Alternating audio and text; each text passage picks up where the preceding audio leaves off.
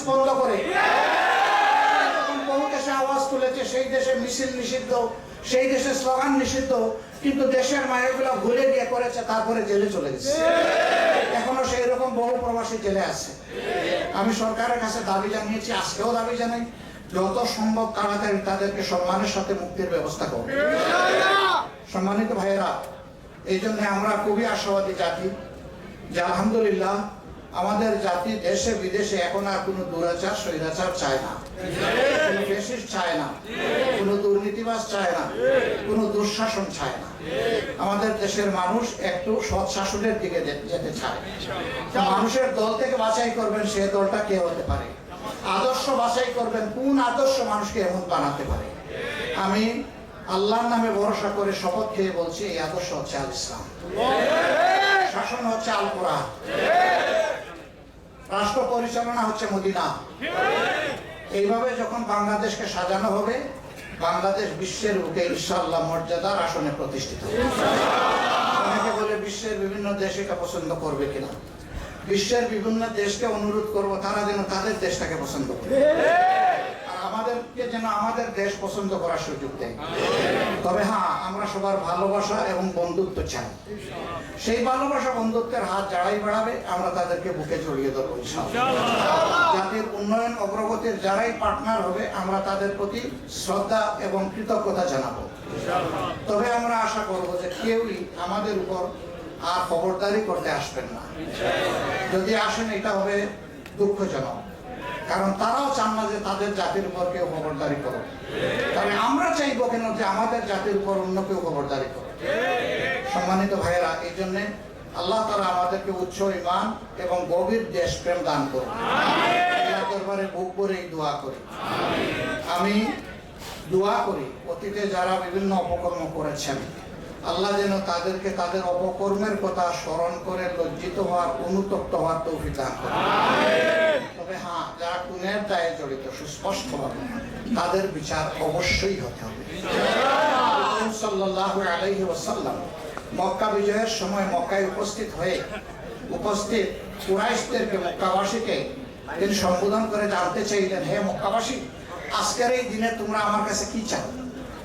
তখন তাদের বিচক্ষণ নেতা দাঁড়িয়ে বলেছিলেন, আজকে আপনাকে আমরা আমাদের সম্মানিত ভাই হিসাবে এবং স্নেহের ভাতিজা হিসাবে দেখতে চাই।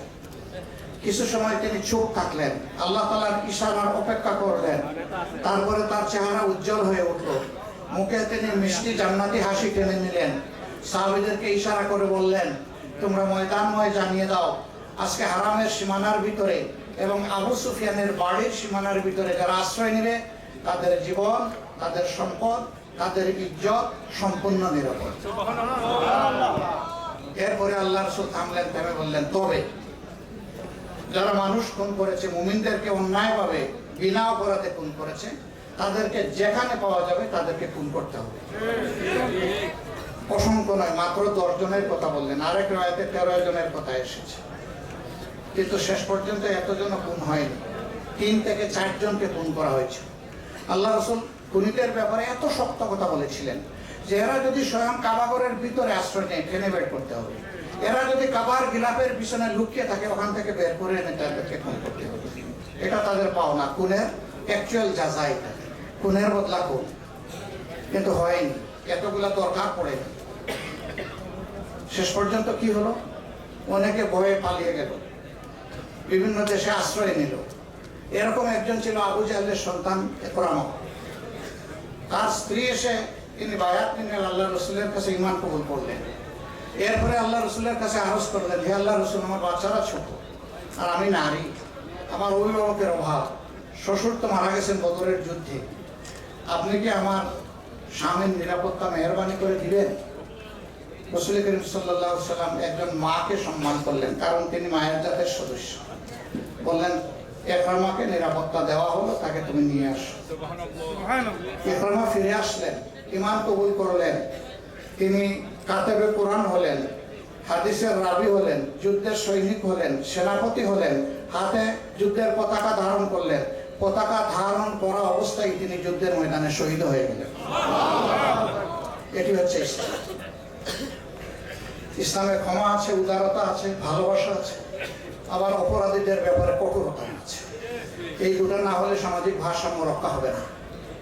আপনারা দোয়া করবেন আমরা যেন কোনো বাড়াবাড়ি না, সীমা লঙ্ঘন না করি, আল্লাহর পছন্দের কোনো কাজ না করি।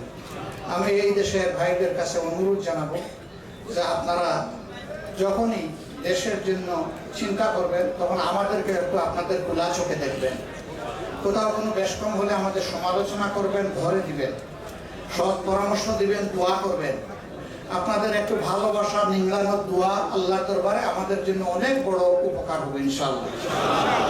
আপনাদের মাধ্যমে যত প্রবাসী ভাইয়েরা আছেন, বিশেষ করে বাংলাদেশি প্রবাসী ভাই বোনেরা, তাদের কাছে আমাদের সালাম পৌঁছাবেন, দোয়ার দরখাস্ত থাকবো।